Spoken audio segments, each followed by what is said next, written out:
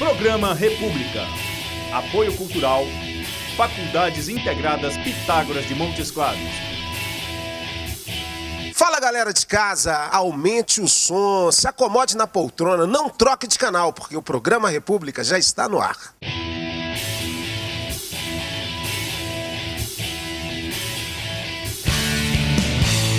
Educação, cultura, arte, informação. República! Música, esporte e diversão. República! Atitude, juventude, energia.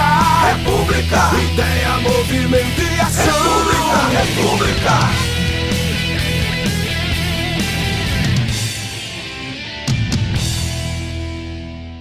É isso aí, pessoal. Nossa temporada 2014 começando aqui no nosso cenário novo e aqui nos estúdios da FIPMOC. E hoje estão recebendo o Marcelo Moebos e a Andréia Versiani, que são professores aqui da FIPMOC.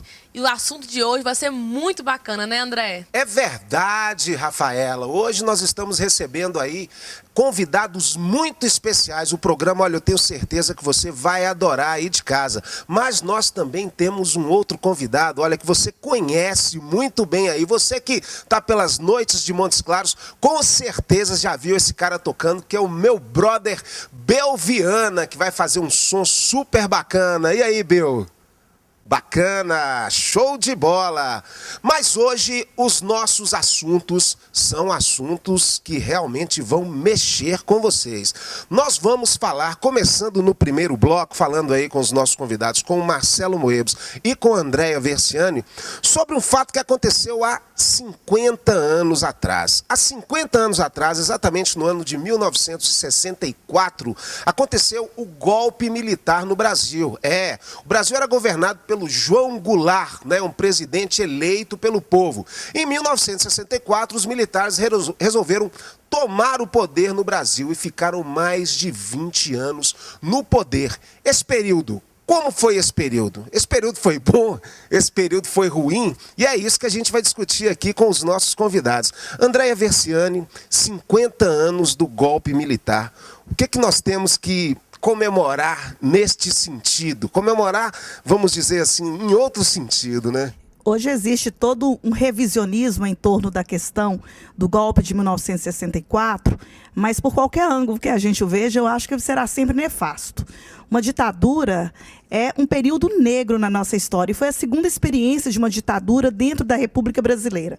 Foram praticamente 21 anos de um casuísmo muito grande, um ato de extrema violência, onde a sociedade civil ela foi absolutamente silenciada, onde se ouviram apenas algumas vozes, aquelas vozes que falavam aquilo que agradava os militares. Então, de positivo, eu não vejo absolutamente nada. Agora, esse é o momento em que nós temos para nós discutirmos essa página que ainda é uma página aberta da nossa história. Marcelo, que lições ficaram desse período nefasto, como a Andréia disse, assim, que a gente pode estar observando aí hoje? Bom, André, eu acho que, na verdade, a grande lição que ficou, e que é uma lição que eu acredito que é necessário a gente realmente aprender com ela, é a importância da democracia para o nosso país. Então, esse golpe militar que foi dado em 64, ele, como diz muito bem André, ele mergulhou o país em 20 anos de uma ditadura brutal, onde as liberdades civis, de certa maneira, ficaram comprometidas, onde que você transformou, em alguns momentos, essa tortura em política de Estado, que é uma coisa muito grave. As pessoas não tinham o direito de se manifestar contra esse regime. E então é com muita, na verdade, estranhamento que hoje eu percebo que alguns segmentos, algumas pessoas retornem a esse golpe, né? Não só chamando de revolução, coisa que não foi, mas também com uma certa nostalgia, um certo saudosismo. Então eu acredito que isso reflete, sobretudo, uma ignorância muito grande em termos históricos do que esse movimento representou, e isso acho que também revela o quão que ainda há de autoritário nos espíritos brasileiros, né? Tem algumas pessoas. Então, eu acho que esse espírito autoritário, que ainda é muito presente, que se reflete na fala, em algumas posturas de políticos e de pessoas em geral, ele decorre exatamente ainda de reflexos desse período, que foi tão sério, que foi tão brutal, e que eu acredito que, se tem uma coisa importante, foi a superação numa democracia ainda incipiente, mas que já está se consolidando, e eu acho que esse que é o grande ponto. Então, nesse assunto ainda, Andréia, se fosse para traçarmos um paralelo entre os dias de hoje e os dias que aconteceram essa ditadura, como que seria esse paralelo? Nós vivemos um momento marcado pela democracia. Pelo menos assim nós pensamos. Politicamente, nós temos um regime democrático e, enquanto em 64 foi instalada exatamente uma ditadura com todas as letras maiúsculas. Agora, eu queria fazer uma observação, a partir de sua pergunta e da fala do Marcelo, é que todas as vezes que há uma articulação dos movimentos sociais, aparecem sempre essas pessoas que tentam justificar os movimentos sociais como se eles fossem a causa de confusão, de balbúrdia. E isso é uma completa ignorância. Na verdade, é uma reação conservadora, porque os conservadores eles almejam a manutenção de uma determinada ordem, claro, uma ordem que lhes atende, e não um modelo de transformação das estruturas. Interessante nós observarmos que hoje, em 2014, a nossa presidenta Dilma foi uma guerrilheira torturada, né, nessa época da ditadura militar. O que vocês acham disso, assim, né, de todas essas pessoas que passaram por esses momentos tão terríveis na história do Brasil e hoje governando o país? Talvez esteja aí a resposta para esse retorno de uma retórica conservadora, né? Ou seja, é muito uma ex-guerrilheira alcançar a presidência da República. É como se as esquerdas daquela época elas tivessem alcançado o poder. E é claro que os conservadores, ou esses grupos que de alguma forma contestaram essa política mais esquerdista, eles se sentem muito incomodados. Então, as políticas da própria presidente Dilma sofrem uma crítica muito grande em função dos próprios posicionamentos assumidos por ela anteriormente. Há uma ideia de revisionismo por parte de alguns, a ideia, inclusive, de se buscar o que de efetivo aconteceu durante o período militar, porque todos nós sabemos que foi um momento em que aconteceram mortes não esclarecidas, torturas nos porões do DOI-CODE e coisas afins. Marcelo, e com relação a essa situação da Comissão da Verdade, que hoje existe para punir os possíveis torturadores dessa época, você acha que realmente isso deve acontecer, essas pessoas ainda devem ser punidas? Como é que você observa essa situação? Olha, o grande papel da Comissão Nacional de Verdade é exatamente um resgate histórico do que aconteceu de modo encoberto durante, sobretudo, a fase mais brutal da ditadura, que é um período, né, a gente sabe que a ditadura ela não foi homogênea em termos do seu processo histórico. Então, a gente pode dizer que de 64 até 68, tem inclusive um livro muito interessante do Hélio Gaspari, que são, na verdade, 4 volumes, em que ele chama esse período de ditadura envergonhado, em que você tinha ainda a esperança, por parte de setores da sociedade civil, de que os militares rapidamente retornariam o poder, né, aos civis.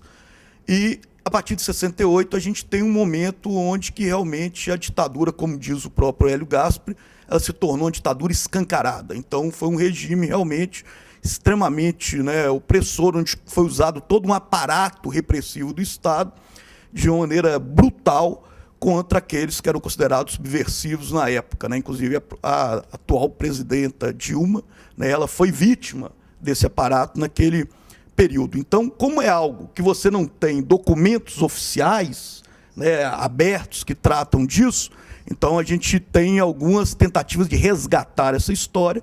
Hoje o papel da comissão é exatamente tentar fazer isso, tornar público, para que exatamente não aconteça o que tem acontecido, que muitas vezes por ignorância do que realmente aconteceu naquilo, né, que se chama de porões da ditadura, que possa se repetir um dia. Isso nós não queremos de jeito algum que aconteça. Então é importante que essa história seja explicitada. Então agora a gente está acompanhando, né, as declarações daquele tenente, o Paulo Malheiros, né, onde que ele confessa abertamente: torturei, ajudei a ocultar cadáveres.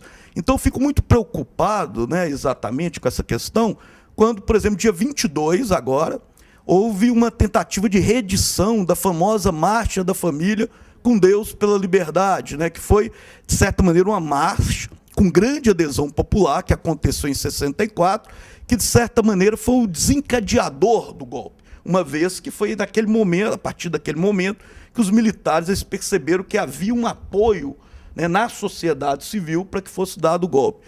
Agora, é claro que aqui nós estamos vivendo um outro contexto, evidentemente foi um fracasso essa atual marcha, mas você ouve esse discurso, né? A volta do regime militar, a negação de que houve tortura. Então, eu acho que o grande papel da comissão é mostrar, ó, houve sim, foi brutal sim, é inaceitável, não podemos permitir que isso aconteça novamente na nossa história. E uma das grandes fontes para que isso não se repita é a informação, sem dúvida alguma. Galera, essa época da ditadura não foi fácil para ninguém. E a gente espera que essa época nunca mais volte. Agora a gente vai um pouquinho de música lá com Belviana para dar uma relaxada um pouquinho. E no próximo bloco a gente volta com mais notícia bacana para você.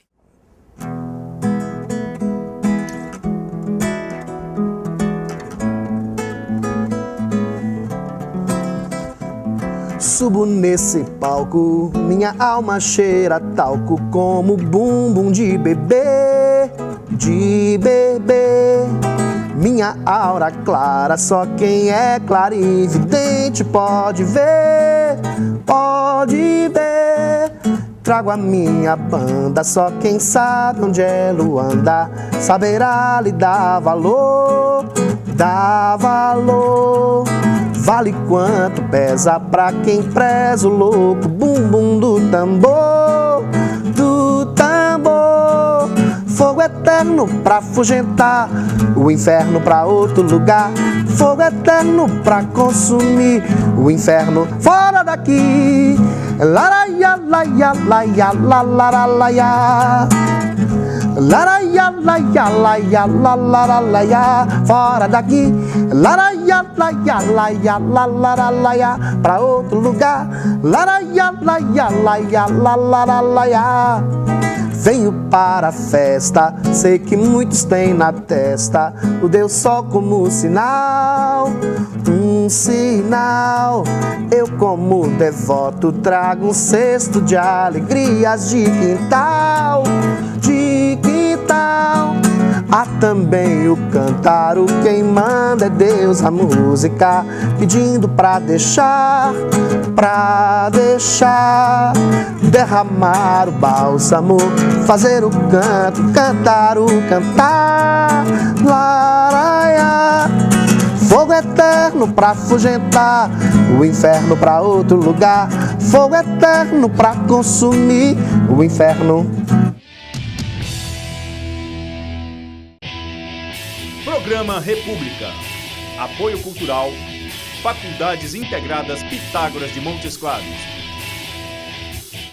Isso aí, galera. Estamos de volta com o programa República e eu tenho um convite para fazer para vocês. Dia 14 e 15 de junho vai estar acontecendo o vestibular das FIPMOC. Então, você que tem vontade de entrar para a família dos Pitágoras, vá até a internet, faça sua inscrição. Os cursos vocês já conhecem, são diversos.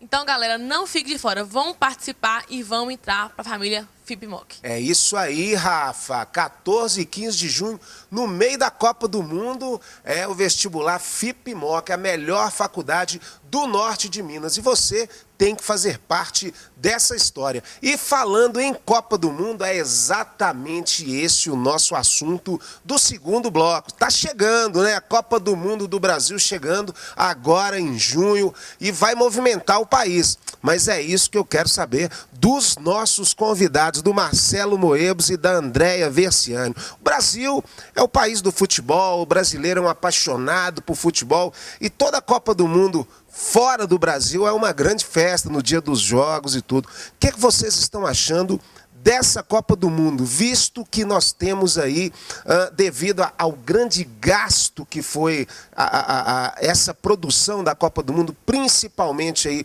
com os estádios e com a estrutura que não aconteceu, você acha que vai ter esse apoio popular, né, como teve em outras Copas? Eu acho que sim. o futebol ainda nos pega pelo coração a praticamente todos. Eu acho que quando efetivamente a Copa do Mundo começar, vai fazer com que boa parte das pessoas esqueçam as questões relacionadas aos escândalos que nós estamos assistindo aí através da mídia e que torça efetivamente pelo time do Brasil. Marcelo, na Copa das Confederações do ano passado, nós tivemos um momento muito especial no Brasil. Eu, particularmente, fiquei surpreso com todos aqueles protestos que aconteceram, milhares de pessoas pelas ruas, Belo Horizonte, Brasília, né, reivindicando aí a melhoria do país. Você acha que isso vai acontecer na Copa do Mundo ou o fato de já ser a Copa do Mundo isso vai ser um pouco abafado? Olha, eu concordo com a Andréia, eu acho que vai ter uma adesão muito grande à Copa, né? O futebol ainda mobiliza muito as nossas emoções. Agora, eu acho que vai ter, sim, uma série de mobilizações, né? Então, desde junho do ano passado, que grupos, né, sem nenhuma liderança bem definida, eles, né, têm usado esses momentos para manifestar sua insatisfação diante de uma série de coisas que nos preocupam enquanto cidadãos, né, que nos preocupam enquanto Estado-nação. Então, acredito que, nesse momento em que a atenção da mídia global vai estar voltada para o Brasil, e nesse momento, né, onde que, inclusive, alguns problemas vão ficar extremamente evidenciados, como a questão da mobilidade urbana, a questão da violência pública, que é, né, da segurança pública, que é uma coisa tão séria que nós enfrentamos hoje, eu acho que vai ter, sim, muita mobilização. Eu acho que não vai ser uma situação muito tranquila.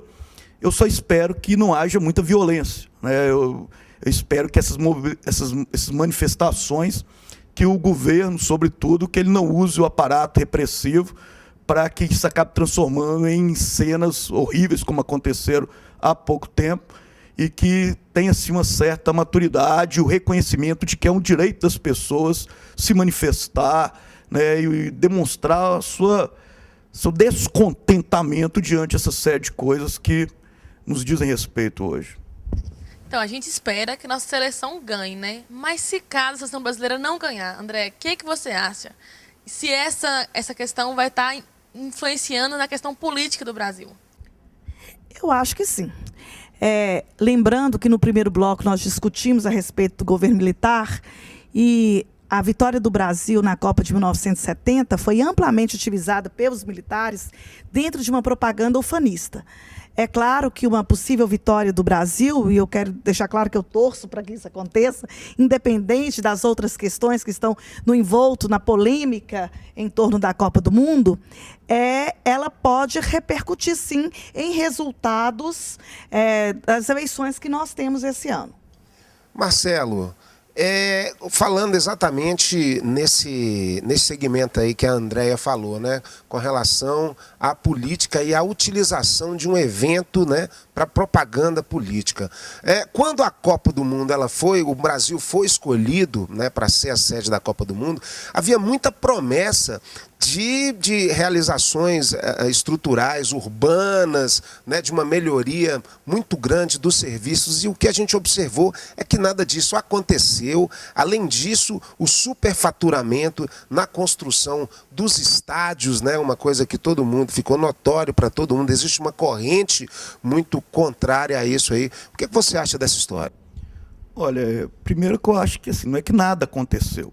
Houve, sim, investimentos, só que ficaram muito aquém do que foi prometido, né? Sobretudo quando se trata daqueles que são os mais importantes para o país, que são investimentos em infraestrutura. Então, a gente percebe que, embora tenha acontecido, mas os aeroportos, sobretudo as cidades sede da Copa, eles não vão estar com aquilo que foi prometido que estaria, né? Então, as estradas, a questão da mobilidade urbana, isso tudo ficou aquém. O que, na verdade, aconteceu ou está acontecendo, e acredito que na época da Copa já vai estar pronto, é basicamente os estádios mesmo, né? Porque não tem jeito como fazer a Copa sem que isso estivesse pronto. Que eu acho que em termos de ganho para o país, o que tem o menos valor, sabe? E é o que se gastou mais dinheiro. É isso que me preocupa, na verdade. Então, acho que isso vai ter um impacto. Aqui concordo com a Andréia que, se o país ganhar, é claro que a vitória na Copa produz uma sensação de euforia muito grande, né, em termos gerais, mas eu acredito também que isso vai acirrar os ânimos no debate eleitoral desse ano. Embora, eu acho que nós vamos tratar disso, né, também, mas eu não acredito que isso vai influenciar também muito no resultado final da eleição, não. Mas o que me deixa muito chateado é que poderíamos ter uma oportunidade para que a gente tivesse realmente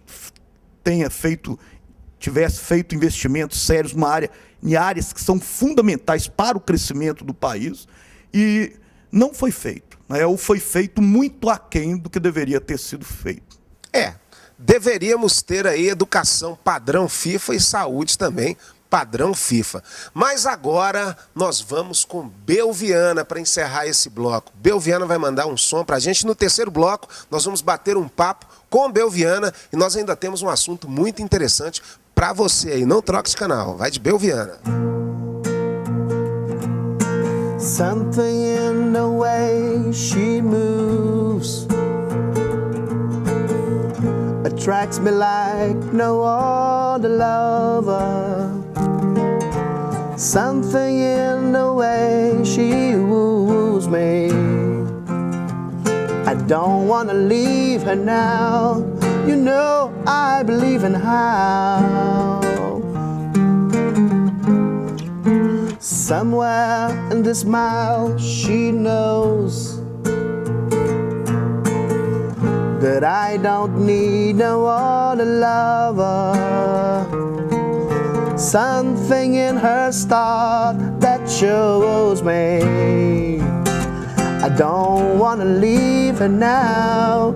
You know I believe in how. Do do do do do do do. You asking me what my love grow? I don't know. I don't know. But stick around, give me a show. I don't know. I don't know. Something in the way she moves, and all I have to do is think of her. Something in her thing she shows me I don't wanna leave her now. You know I believe in how. Do do do do do do do do do do do do. Programa República. Apoio Cultural. Faculdades Integradas Pitágoras de Montes Claros. Estamos de volta com o programa República para você aí de casa. Mandar um grande abraço para a nossa audiência da TV Gerais de Montes Claros e para a TV Rio de Pirapora. É isso aí, galera. Muito bom ter a sua companhia. E nesse terceiro bloco, nós vamos entrar também num assunto, porque esse ano de 2014 é um ano especial. Você já viu aí, né? 50 anos do golpe militar, Copa do Mundo e também é ano de eleições presidenciais e eleições estaduais. E eu quero falar rapidamente com os nossos convidados exatamente o seguinte. Estamos aí com as eleições, né? E eu quero saber para você acha que a Dilma vai ser reeleita? Acho. Eu acho que no segundo semestre, pós-Copa, as eleições vão se efetivar, ou seja, as discussões em torno das eleições elas se tornarão mais contundentes e eu acredito sim na vitória da presidente Dilma, na reeleição da presidente Dilma. Eu acho que é importante a gente salientar que, embora o Brasil tenha imensas demandas e que essas demandas não foram satisfeitas inteiramente, mas é necessário que a gente tenha um governo com sensibilidade social. Eu ainda acredito na necessidade de um governo que tenha um olhar para as camadas populares, porque nós não temos o padrão FIFA na educação, na saúde, na questão da segurança. Marcelo, e assim, qual você acha que é o papel da oposição nesse quesito de eleições? Bom, a primeira coisa é saber que oposição é essa, né? Porque, na verdade, a gente não tem uma oposição bem definida com relação ao governo Dilma, né? Então, é curioso que a partir do momento que o PT ele assumiu o poder, né, o partido, então ficou um vácuo no país, porque pelo menos o PT sabia fazer oposição. Agora, os outros partidos, a gente tem percebido que não tem conseguido. Por isso que, inclusive, né, você tem essa sucessão de vitórias e concordo com o André, com essa expectativa de que Dilma seja reeleita logo no primeiro turno, com uma certa folga, caso não aconteça, né, nesse intervalo, alguma coisa mais séria. Mas a tendência é essa. A última pesquisa da Folha de São Paulo dava 47% de intenções de voto para a Dilma, se eu não me engano, 15% para o Eduardo Campos e 7% para o Aécio, ou, né, o contrário, né, 7% para o Eduardo Campos e 15% para o Aécio. Mas, de qualquer jeito, significa que vai ser decidido no primeiro turno, se nada, né, extremamente sério acontecer nesse intervalo. E aí concordo né, também com o André, que não é só a questão de não ter uma oposição. É que eu acho que a gente também, né, sem ser ingênuo, acrítico, mas de perceber que houve conquistas, né, nos últimos anos no país, sobretudo em termos de área social. Existe muito a se trilhar, evidentemente, e realmente que eu perceba que não existem propostas alternativas em termos de projeto de governo, o que está aí colocado pelo PT e Dilma representando isso nesse momento. É isso aí. E nós vamos ficar sabendo disso só em outubro, né? Vamos saber se o Brasil ganhou a Copa agora em junho e se a Dilma vai ser reeleita ou nós teremos um novo presidente da República. Esse ano promete. Mas agora eu quero colocar nessa roda de conversa aqui o meu grande amigo Belviana, esse músico de mão cheia que faz um grande sucesso aqui em Montes Claros. Esse cara que eu conheço ele, ó, de pequenininho, Belviana, olha, meu amigo há muitos anos. Bel, um grande prazer estar recebendo você aí pela primeira vez no programa República. Ô, André, o prazer é meu, todo meu praticamente, porque a gente realmente, como você disse, a gente se conhece desde criança, né? Um prazer enorme estar fazendo pela primeira vez o República. É verdade. Também fazer o som e conversar também um pouquinho, né? Pô, bacana. Eu tenho certeza que você de casa tá adorando aí esse som que o Bel tá fazendo, essa música. Bel, então conta pra gente um pouquinho aí sobre a sua carreira, sua história na música. Eu sei que tudo começou lá em Porteirinha. Eu me lembro do Belviana imitando Michael Jackson, gente, com 10 anos de idade. É verdade. E depois disso, muita coisa aconteceu. Fala um pouquinho da sua carreira rapidamente, Bel. Bom, eu sempre desde pequeno, gostei dessa brincadeira de estar nos palcos, essas coisas sempre me encantou. E há cerca de uns 20 anos atrás eu comecei a ter apreço pelo instrumento do violão. Comecei a aprender a tocar violão com meu irmão que tocava também, com você, André mesmo, que tocava com a gente na época. A gente começou a tocar e aperfeiçoar essa coisa de tocar como profissional também. E há cerca de 10 anos eu comecei já a trabalhar como músico profissional, tocando em bares, fazendo eventos e etc. E nunca mais parei, sempre gostando e sempre aprimorando. Bel, conta pra gente um pouquinho sobre seus projetos, suas músicas autorais, seu CD, como é que tá andando em sua vida musical? Bom, a gente não pode deixar de produzir, né? Eu sempre gostei de trabalhar com música e sempre gostei como artista, de me expressar. E a expressão pra gente é compor, mostrar o trabalho que a gente tem para fazer. Tenho algumas coisas gravadas esporadicamente, estou procurando agora uma forma de patrocinar o meu CD autoral, meu primeiro CD autoral, que deve sair esse ano, no mais tardar, no início do ano que vem. Bacana, Bel. Agora deixa o contato para a galera do República, né? Contato para shows. Eu sei que você é muito requisitado, não só aqui em Montes Claros, mas como todo o norte de Minas. Deixa a sua agenda e faz um convite para a galera para apreciar e conhecer o som desse grande músico Belviana. Bom, pessoal, para quem tiver afim de contratar o Belviana, é só ligar no 9986-4230, repetindo, 9986-4230, ou procurar no Facebook, nas redes sociais, nós estamos lá com o Belviana, só procurar que você vai achar. Bacana demais. E daqui a pouco o Bel vai encerrar o programa com uma música muito bacana, que eu tenho certeza que você vai gostar. Mas agora eu quero me despedir aqui dos meus convidados, da Andréia Versiano. Andréia, sempre um prazer estar recebendo você no programa República, brilhantando o programa República, e você vai voltar mais vezes. Muito obrigado por sua presença. Obrigada.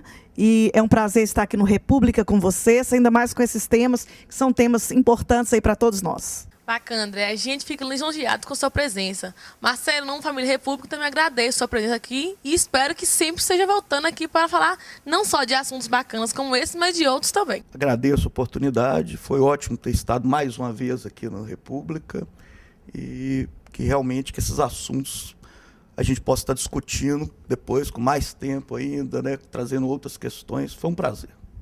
É isso aí, galera de cá, a gente vai ficando por aqui. Eu agradeço vocês pela companhia e, se Deus quiser, na próxima, estamos aí com assuntos super interessantes. O programa República está chegando ao seu final. Foi muito bom ter a sua companhia, muito bom ter a companhia dos nossos convidados. Eu tenho certeza que o programa de hoje abrilhantou muito e ajudou muito a você aí de casa. Nós vamos ficando por aqui. No próximo domingo tem muito mais República para você. E agora, para encerrar com chave de ouro, Belviana. Até a próxima! Bom, vou cantar uma canção minha que chama-se Deixa Pra Lá.